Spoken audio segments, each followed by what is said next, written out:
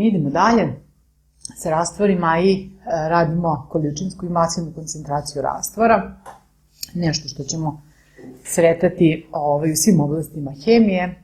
Znači, krećemo sa uvođenjem nekih novih pojmova i nekih novih veličina.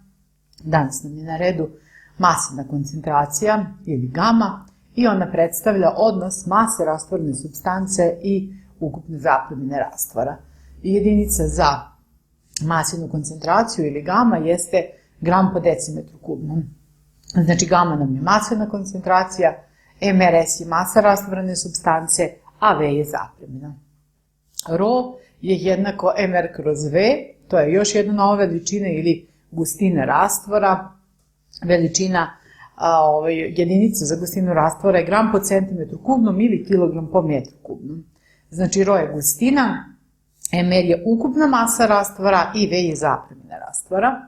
I na kraju imamo da je C jednako M kroz V, odnosno C je molarna koncentracija koja je jednaka odnosu količine supstance i zapremine supstance. Jedinica je mol po decimetru kubnom, znači C je molarna koncentracija ili molaritet, N je količina supstance i V je zapremina rastvora.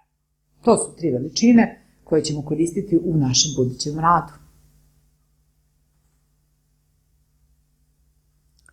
Evo jednog zadatka sa izračunavanjem količinske koncentracije rastvora i glasi: izračunati količinsku koncentraciju rastvora natrijum hlorida koji u 0,5 decimetara kubnih sadrži 0,3 mola natrijum hlorida. Dakle, traži nam se količinska koncentracija ili C.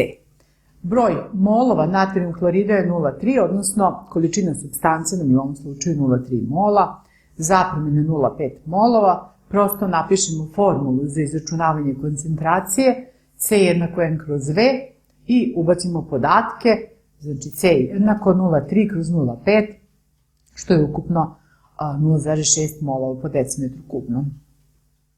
Ono što bih naglasila za izradu ovog zadatka